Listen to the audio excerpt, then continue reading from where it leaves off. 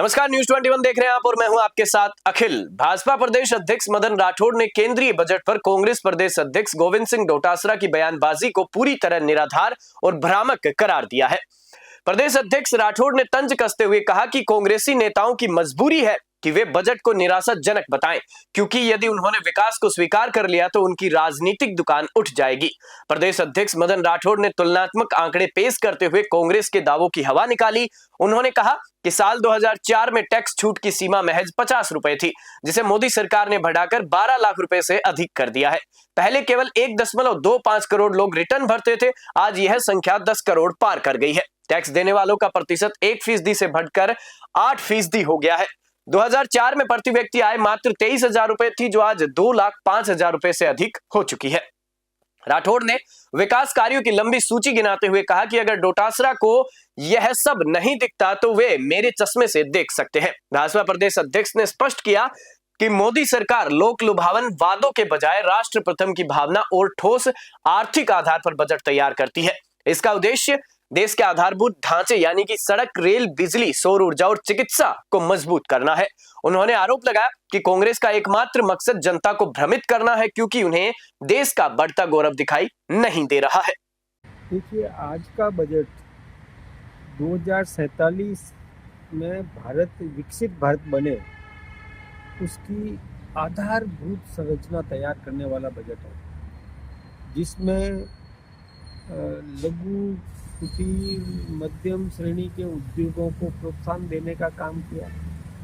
उसके लिए अलग से राशि वितरण देने का भी काम किया और किस प्रकार से हम कुटीर उद्योगों को प्रोत्साहित कर सकते हैं। हमारे यहाँ पर जो रॉ मटेरियल्स है, उन रॉ मटेरियल्स का हम स्थानीय स्तर पर किस प्रकार से उपयोग कर सकते हैं, औद्योगिक विकास कैसे हो सकता है, हमारा उत्पाद जो हम उत्पादन करते हैं उसका निर्यात करें, उसको बेचें। इस प्रकार का बजट बनाने का काम किया है। इस बजट में युवाओं को विशेष रूप से प्रोत्साहित करने का काम किया है कि हमारा युवा स्किल्ड कैसे बने, दूसरों पर निर्भर नहीं करे, अपने पैरों पर खड़ा हो सके। इस प्रकार का इसमें प्रावधान किया गया है। महिलाओं को भी और मजबूत करना, उच्च शिक्षा उनको दिलाना, उनको योग्य बनाना और वो महिला भी आत्मनिर्भर बन सके, इस प्रकार के प्रावधान इसमें किए हैं।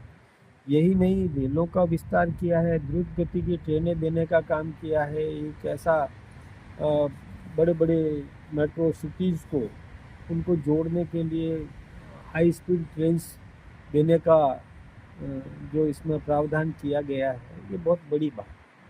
इसके अलावा भी देखिए, हाथकरघा उद्योग को प्रोत्साहित करना, ये हमारे खादी ग्रामोद्योग को प्रोत्साहित करना, इसके भी इसमें प्रावधान किए हैं। महिलाओं के लिए और हर जिले में एक महिला छात्रावास वो बनाना कॉलेज के लिए, स्टूडेंट्स के लिए, ताकि वो अपने अध्ययन को आसानी से कर सके, उसके लिए भी इसमें प्रावधान किया है। ऐसे ही ये जो सड़कों का सुदृढ़ीकरण, एयर कनेक्टिविटी बढ़ाने का काम,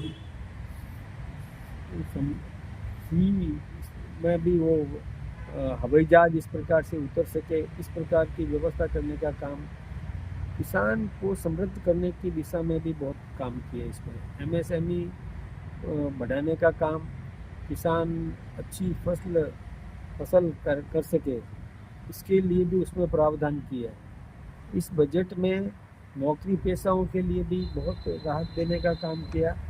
किस प्रकार से ये हम अपने जैसे ऐसे तटीय क्षेत्र हैं, तटीय क्षेत्रों में कैसे हम नारियल को और अच्छा पैदा कर सकते हैं, वहाँ पर फालतू के जो झाड़ी झंकाड़ी पेड़ लगे हैं उनको हटा करके उन्नत किस्म के नारियल हम लगा सकें, उनका संरक्षण कैसे कर सकें, उनका अच्छे विक्रय करें तो उसमें लाभ मिलेगा, तो किसान भी समृद्ध होगा और एक उन्नत किस्म की और एक उत्पाद हमको मिलेगा। यही नहीं, हम जानते हैं कि AI का उपयोग किसान भी कर सके, ऐसा भी इसमें प्रावधान किया है कि जिसके माध्यम से किसान अपनी फसल को अच्छी और उन्नत किस्म की कर सकें। ये सारे जो है जहाँ कहीं भी चंदन लगा सकते हैं, चंदन के पेड़ वो उगा सकते हैं, लकड़ी पैदा कर सकते हैं। इस प्रकार के प्रावधान किए, मतलब उनको प्रेरित करने का काम किया। और भी इस बजट में ये जो पहले रिटर्न हमको 31 दिसंबर तक फाइल करना पड़ता था, अब रिटर्न में आप रिवाइज्ड रिटर्न भी पेश कर सकते हैं। विदेश में यदि कोई हमारा व्यक्ति बाहर से पैसा कमा करके आता है हिंदुस्तान में, और हिंदुस्तान में वो कोई उद्योग लगाता है, यहाँ निवेश करता है, तो उसको 5 साल तक इनकम टैक्स में रिबेट दिया गया, ये छूट दी है। ये एक प्रकार से उसको आकर्षित करने का काम किया, निवेश आकर्षित करने का काम किया, उसको और कॉन्फिडेंस देने का काम किया। ऐसे काम हमारे इस बजट में किए गए। यही नहीं, हमारे इस बजट में जैसे कोई कुटीर उद्योग लगाता है, ये कोई मध्यम उद्योग लगाता है, उसके लिए भी उन्होंने और प्रोत्साहित करने का काम किया, उनको धन देने का, उनको कोई एक अधिकारी साथ में लगा करके किस प्रकार से उनको और प्रोत्साहित किया जा सकता है, ऐसे ऐसे काम किए। ये हम ये देखें, तीर्थ स्थल है, कई ऐसे पर्यटक स्थल है हिंदुस्तान में, इसको प्रोत्साहित करने के लिए, पर्यटन को बढ़ावा देने के लिए, और इसमें प्रावधान किया है पर्यटन को किस प्रकार से, जैसे इसमें गाइड्स तैयार करना, अच्छे अच्छे एक्सपर्ट गाइड्स, उनको प्रशिक्षण दिलाना।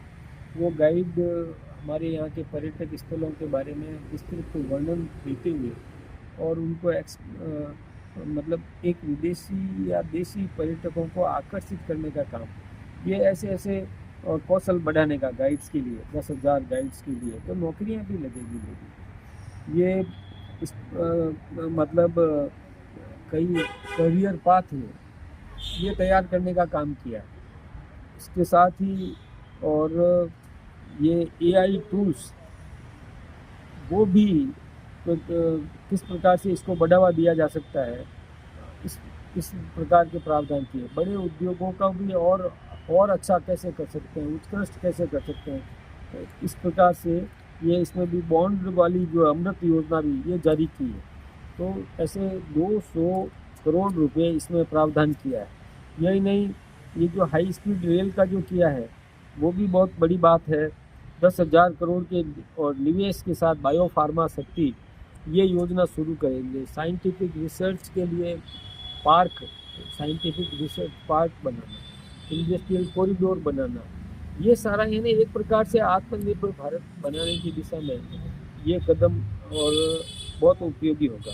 हमारे यहाँ चिप मैन्युफैक्चरिंग का भी काम होगा, ये भी बहुत बड़ा काम है।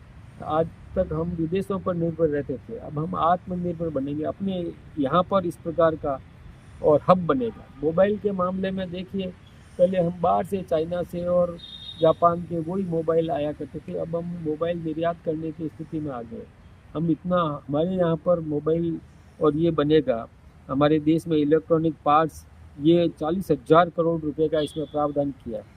तो सी प्लेन वाला ये भी है कि समुद्र में भी ये जैसे नहरों, बड़ी बड़ी नहरों में भी प्लेन उतार सकें। रियल एस्टेट को बढ़ावा देने का काम किया।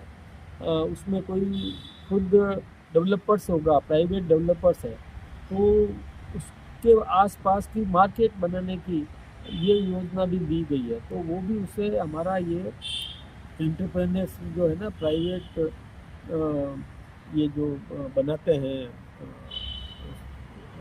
अपने सोसाइटीज़ जो निर्माण करते हैं, उनको भी बढ़ावा देने का काम किया है, डेवलप करे वो।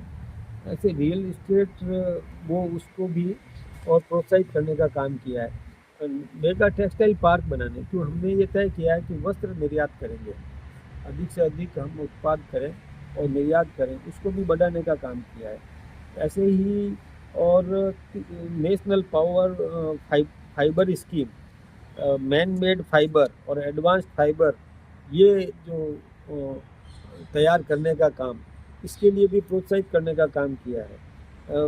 ये कई वाटरवेज डेवलप, ऐसे जो है इंटरनल वाटरवेज डेवलप, उसको भी वाराणसी से पटना और इसको जोड़ने का काम। एम्स जो है ये और वैसे तो देखिए पहले केवल दिल्ली में एक एम्स था, फिर उसके बाद बढ़ाते बढ़ाते अभी देश में 24 से अधिक, और अभी ये 5 और नए आयुर्वेदिक उस स्तर के एम्स स्तर के भी आयुर्वेदिक एम्स, यानी हमारे यहाँ का जो प्राचीन पद्धति है उस चिकित्सकीय प्रणाली जो है उसको भी बढ़ावा देने का काम किया, जिसके साइड इफेक्ट्स नहीं है, ऐसे उसको भी प्रोत्साहित करने का काम किया है। ये इसके अलावा महिलाओं के लिए किया है। ग्रामीण महिला जो है वो किस प्रकार से मजबूत हो सकती है, अपने पैरों पर खड़ी हो सकती है, तो लखपति दीदी वो और बढ़ाएंगे हम उसको। किस प्रकार से सेल्फ हेल्प उद्यमी, इसको और इनोवेटिव फाइनेंसिंग और इसके माध्यम से मदद उसको दिलाने का काम किया है।